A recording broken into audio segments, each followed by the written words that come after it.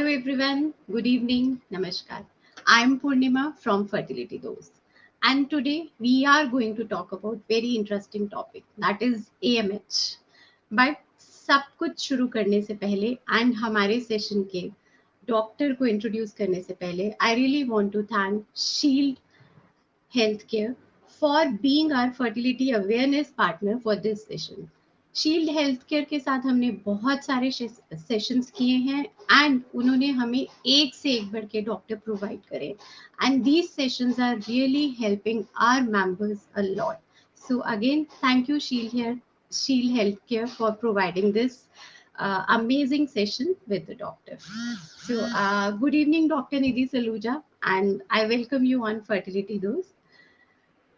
So doctor Nidhi Saluja को I think कुछ introduction की जरूरत नहीं है, but yes we need to do the formalities. So doctor Nidhi is a senior consultant and centre head Indira IVF Gurgaon. Delhi NCR के लोग जानते हैं डॉक्टर निधि सलूजा के नाम से उनको कि yes she is the doctor. And आज डॉक्टर निधि के साथ we are going to discuss about very important topic, that is AMH. Exactly AMH है क्या, और अगर AMH लो है तो क्या वो एक घबराहट की बात है? हम सबसे पहले जब बात करते हैं तो पहला टेस्ट या पहली वैल्यूज जो हमारे दिमाग में आती हैं that is AMH. Oh god, my AMH is low, so what should I do? Do I rush for IVF? Do I continue trying conceiving naturally? बहुत सारे सवाल, बहुत सारे क्वेश्चंस. तो आज हम इस चीज का फायदा उठाएंगे कि डॉक्टर निधि हमारे पास है, हमारे साथ हैं, और थोड़ा सा हम डिस्कस करेंगे AMH को लेके. सो doctor Nidhi, first of all exactly AMH की वैल्यूज क्या सच में इतनी हमें तंग करने वाली हैं? हम बहुत फोकस करते हैं आजकल इस पे. सो आप please first of all please clear this doubt regarding AMH values. देखो पूर्णिमा, AMH के क्या है ये जानना पहले बहुत जरूरी है कि व्हाट इज AMH. तो AMH होता है एंटी मुलेरियन हार्मोन. ये उन पेशेंट्स, जब भी कोई पेशेंट इनफर्टिलिटी स्पेशलिस्ट के पास जाता है तो डॉक्टर पहले कहता है कि आपका AMH कराते हैं, देखते हैं कि क्या चीज कितना है. सो AMH tells us ovarian reserve, कि किसी भी पेशेंट की ओवरीज में कितने एग्स हैं, इसको बोलते हैं AMH. अब ये जो हार्मोन होता है ये पेशेंट की ओवरीज में से प्रोड्यूस होता है, जो कि उसमें फॉलिकल्स होते हैं, enteral follicles, pre enteral follicles, वो सिक्रीट करते हैं. और ये हमें बताता है कि किसी भी ओवरी का क्या एज है. जैसे किसी पेशेंट का एज 25 ईयर्स है तो हमें ये पता करना है कि उसकी ओवरीज का एज कितना है. क्या वो विद एज सेम, मतलब अच्छा AMH है, मतलब अच्छे एग्स प्रोड्यूस करने वाली है, या फिर एज कम है लेकिन AMH कम हो गया, यानी उसकी ओवरीज उसकी एज से ज्यादा एज कर रही है. So this is the main concept. दूसरा, वैल्यूज क्या है. अगर एक नॉर्मल AMH की बात करें तो वो होता है 2 से लेकर 5 के बीच में. 2 to 5 नैनोग्राम पर ml is a normal value. अगर वैल्यू 1 से 2 के बीच में है तो उसको हम लो बोलते हैं, और 1 से अगर और कम है तो वो हमें वेरी लो बोला जाता है. अब अगर AMH कम है तो इसका ये बिल्कुल भी मतलब नहीं है कि पेशेंट नेचुरली कंसीव नहीं कर सकता है, क्योंकि एज के साथ AMH वैसे भी कम होने वाला है. कोई भी लेडी जब पैदा होती है, बच्चे उसकी ओवरीज जो होती हैं उसमें कुछ एग्स प्रोड्यूस होते हैं, और जब उसको पीरियड स्टार्ट होते हैं तो वो एग्स उसके यूज होने शुरू हो जाते हैं. समय के साथ वो एग्स यूज होते चले जाते हैं, और एक टाइम आता है जब वो एग्स खत्म हो जाते हैं और पीरियड्स आना बंद हो जाता है, तब वो जाके AMH खत्म हो जाता है. तो दैट इज कि जो हाईएस्ट AMH हमें मिलेगा वो 25 to 30 ईयर्स की एज में मिलेगा, जब हम कहते हैं कि जो उसका फर्टिलिटी पोटेंशियल है, मतलब जो उसका फर्टाइल पीरियड है, दैट इज द बेस्ट. जैसे जैसे उसकी एज बढ़ेगी वो AMH कम होगा और फर्टिलिटी कम होगी. पर अगर एज ज्यादा भी है, 35 है और उसका AMH कम है, उसका ये मतलब नहीं है कि वो नेचुरली कंसीव ही नहीं कर सकती, उसको IVF पे जाना पड़ेगा. तो वो डिपेंड करता है कि अब फर्टिलिटी डिपेंड करती है कि उसका एज कितना है, उसका AMH कितना है, उसने इनफर्टिलिटी ट्रीटमेंट कितना ले चुकी है वो, या और कोई एसोसिएटेड फैक्टर तो नहीं है कि कहीं मेल फैक्टर है या ये कहें कि उसकी ट्यूब्स में कोई प्रॉब्लम है जिसके कारण उसको फर्टिलिटी में प्रॉब्लम आ रही है। तो ये सब फैक्टर्स को कंसीडर करना होता है। अमूमन अगर किसी पेशेंट का एएमएच कम आया तो वो एकदम से डर जाते हैं कि अभी एएमएच कम हो गया, अब मुझे आईवीएफ कराना पड़ेगा या डोनर एग से जाना पड़ेगा, राइट। तो ऐसा नहीं है। तो अगर उसकी एज कम है या उसने अभी प्रॉपर ट्रीटमेंट लिया ही नहीं है, मैरिज को कुछ ही समय हुआ है, नॉर्मल एग्स बन रहे हैं, नॉर्मल पीरियड्स आ रहे हैं, तो वो नेचुरली ट्राई कर सकते हैं या ओव्यूलेशन इंडक्शन पे जा सकते हैं, आईयूआई ट्राई कर सकते हैं।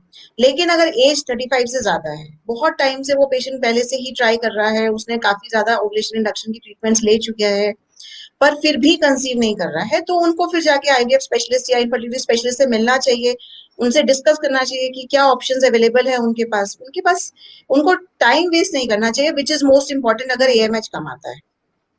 राइट। तो अगर किसी पेशेंट का एएमएच कम है तो हम उनको ये बोलते हैं कि देखिए आपका एएमएच कम है, अब आपके पास टाइम कम है to conceive with self eggs, कि आज आपका एएमएच फिर भी ऐसा है कि शायद आपको अपने एग से प्रेगनेंसी हो जाए, लेकिन अगर हम्म। आप टाइम वेस्ट करेंगे, यू थिंक कि मुझे अभी 1 साल प्रेगनेंसी नहीं करना है या मुझे प्रॉपर ट्रीटमेंट्स नहीं लेने हैं, तो उस समय तक शायद एएमएच और कम हो जाए और आप अपने एग से प्रेगनेंसी नहीं कर पाए। नहीं। सो ये आज। चीज इम्पोर्टेंट है। हाँ जी। जैसे डॉक्टर निधि आपने बताया एज के अकॉर्डिंगली, तो मान लीजिए if the lady is in late twenties और उनके एएमएच की वैल्यू कम है, अराउंड 1 है, तो ऐसे लेडीज को नेचुरल कंसेप्शन के लिए ट्राई करना चाहिए कि नहीं? बिल्कुल करना चाहिए। अगर उसकी एज कम है तो उसको नेचुरली ट्राई जरूर करना चाहिए, क्योंकि जो एएमएच होता है वो हमें सिर्फ इतना बताता है कि एग्स का नंबर कम है।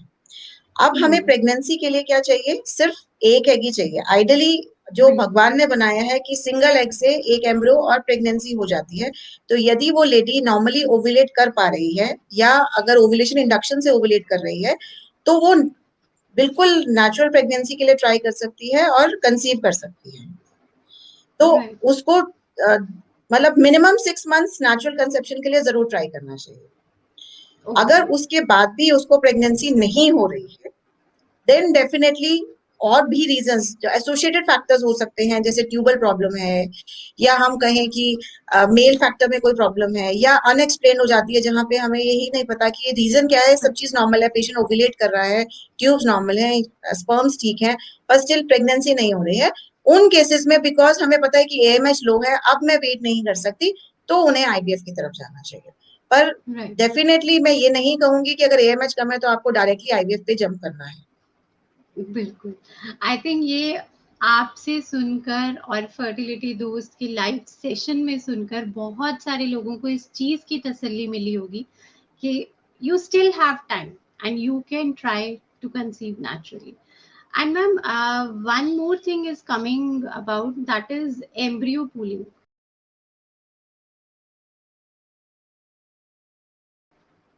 So is it mainly for the ladies who are dealing with low AMH? Yeah, higher age है, then also we can try and go for embryo pooling. And उसका थोड़ा प्रोसीजर कि कितना स्टिमुलेशन लेना चाहिए, क्योंकि हम कई बार हर महीने हर साइकिल स्टिमुलेशन लेते चले जाते हैं, तो उसके लिए आप थोड़ा सा एक प्रॉपर गाइडलाइंस है, थोड़ा बताइए कि किस तरीके से ladies should proceed towards this procedure. देखिए एम्ब्रो प्रूलिंग के कुछ इंडिकेशंस हैं कि जैसे कोई पेशेंट है वो अभी कंसीव नहीं करना चाह रही है, she is more into her career, तो शी थिंक्स कि मुझे अभी सिर्फ एज बढ़ रहा है, I should preserve my eggs, तो हम उन केसेस में एग्स भी फ्रीज कर लेते हैं कि वी गिव देम स्टिमुलेशंस, उनके एग्स रिट्रीव कर लिए हमने, उनको फ्रीज कर लिया।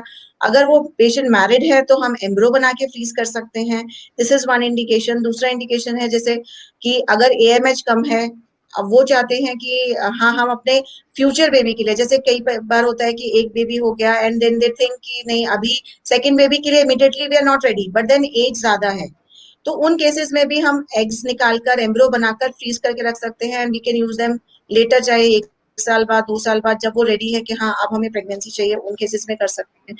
या कई बार कैंसर पेशेंट्स होते हैं, रेडियोथेरेपी चाहिए उनको, कीमोथेरेपी चाहिए, उन केसेस में भी डॉक्टर कहेगा कि ऑब्वियसली रेडियोथेरेपी और कैंसर थेरेपी से जो ओवरीज है या जो एग्स है वो कम हो जाते हैं. So what we can do is हम उनके एग्स स्टिमुलेट करके उनके एग्स बॉडी से बाहर निकाल के रख सकते हैं. If she is married we can form embryos. अगर मैरिड नहीं है तो हम उनके एग्स को फ्रीज कर सकते हैं एंड फ्यूचर में हम उनके एम्ब्रियोज बना के उनके लिए यूज कर सकते हैं. सो बेसिक एम्ब्रियो फ्रीजिंग या एम्ब्रियो पूलिंग उन्हीं पेशेंट्स के लिए है जहाँ पे एज फैक्टर है या एएमएच लो है या फिर ऐसी कोई कैंसर या थेरेपी पेशेंट्स है. अब इसमें होता क्या है कि एक बार स्टिमुलेशन किया हमने, अगर समटाइम्स जैसे एएमएच कम है तो कई बार 2, 3 या 4 ही एग्स रिट्रीव हो पाते हैं. सो उससे 1 या 2 एम्ब्रियो बन गए तो फिर हम 1 महीना या 2 महीने का गैप देकर, डिपेंडिंग ऑन की क्या सिचुएशंस है, बिकॉज इमीडिएट स्टिमुलेशंस कई बार पॉसिबल हो पाते हैं, कई बार पॉसिबल नहीं हो पाते बिकॉज ओवरीज कंडीशंस इतनी अच्छी नहीं होती या पेशेंट बहुत कंफर्टेबल नहीं होता, क्योंकि ultimately this is like stress हो जाता है कि आपको 10 दिन इंजेक्शन लेने हैं या फिर पिकअप होगा. So patient is not ready, नहीं कराना, आई वांट अ गैप. तो 1 महीने का गैप करके हम फिर से रीस्टिमुलेट कर सकते हैं पेशेंट को. फिर जो भी एग्स निकले उनको निकाल के दोनों को क्यूमुलेट करके हम फ्यूचर में 2, 3, 4 एम्ब्रियोज बना के later we can transfer those embryos. So Right. basically this is So embryo. I think right, and this is very, I think, very innovative method or very good method for ladies who are dealing with low AMH issues. Ma'am, एक थोड़ा हट के सवाल, is it possible कि हम AMH values को reverse कर सकें? Is it possible to change the values? Like obviously, high से low नहीं, we need to change them from low to higher side. Is it possible to do that? See, medically speaking, no. क्योंकि जैसे AMH tells us कि ovary का reserve कितना है या ovary का एज कितना है. तो अगर मैं अपनी एज चाहूं कि मैं 10 साल छोटी हो जाऊं, इट इज नॉट पॉसिबल. चाहे किसी भी दवाई दे दे या कुछ कर दे, हमारे एज के साथ जो हेयर है वो ग्रे होने लगते हैं, तो हम उनको रिवर्स नहीं कर सकते. इसी तरीके से हम ओवरीज का भी एज कम नहीं कर सकते, या हम ये कहें कि उनका जो एएमएच लेवल है उसको इंक्रीज नहीं कर सकते. Only thing we can do is, जो भी हम लोग मेडिसिन देखते हैं या डॉक्टर्स जो देते हैं, they are just to preserve कि जो एग्स बचे हैं या जो उनकी क्वालिटी है वो डिटीरियरेट ना हो जाए. क्योंकि क्या है कि एम्ब्रियो बनाने के लिए हमें नंबर जरूरी है, लेकिन हमें ये भी जरूरी है कि उनकी क्वालिटी अच्छी हो. तो एज के साथ जो ऑक्सीडेटिव डैमेज होता है ओवरीज में वो भी बढ़ते जाता है. तो हालांकि एएमएच कम होने से जो एग्स हैं वो भी कम हो रहे हैं और उनकी क्वालिटी भी खराब हो रही है. तो जो मेडिसिन हम देते हैं that is to prevent oxidative damage, की जो डैमेज एनवायरमेंट की वजह से, पोल्यूशन की वजह से, एज की वजह से ओवरी एग्स की क्वालिटी पे आ रहा है, वो कम कर सके. ताकि at the end of the day अगर हम एग निकाल भी रहे हैं वो नंबर में कम है, लेकिन अगर वो क्वालिटी में अच्छा है तो भी मुझे एम्ब्रियोज बन सके, और मुझे पेशेंट को अगर सेल्फ एक्स से प्रेगनेंसी हो जाती है तो हमें यही चाहिए. So this is more important. तो एज सच कहूँ तो एएमएच को मैं बढ़ा नहीं सकती. हालांकि कुछ ऐसी टेक्निक्स हैं जो एक्सपेरिमेंटल स्टेज पे हैं, जैसे कि ओवेरियन रीजुविनेशन, ओवेरियन पीआरपी बोलते हैं, जिसमें हम पेशेंट के ही ब्लड को लेकर उसके कंपोनेंट्स को सेपरेट करके उसको ओवरीज में डाल देते हैं. या फिर एक और टेक्निक होती है जिसमें स्टेम सेल थेरेपी है, जो बोन मैरो के कुछ सेल्स लेके ओवरी में डाल देंगे. बट जो ये सब जो चीजें हैं ये एक्सपेरिमेंटल स्टेज पे हैं और इनका कोई भी कंक्लूसिव रिजल्ट अभी तक नहीं है कि हाँ इनको करने के बाद हाँ डेफिनेटली एएमएच बढ़ ही जाए. Stress really hampers your body functioning, and body functioning along with, I would suggest, that reproductive system also. We never know that back of the mind what things are going on. We are thinking on those lines only, and yours is a very, I would say that it's really sad that you have undergone such things. We can understand your pain, but again, stress could be the factor. And if any of you are dealing with such stressful issues, you can contact us, as we have with us emotional counselors who can deal with your stress, who can help you deal with this thing. And yes, work on your stress, because अगर आप IVF cycle पे जा रहे हैं या आप natural conception की तरफ भी हैं, स्ट्रेस कहीं ना कहीं बहुत मैटर करता है। बातें हमारे दिमाग में रह जाती हैं, हम डिस्कस नहीं करते। We need someone to discuss, and yes, strangers are always best for such kind of discussions.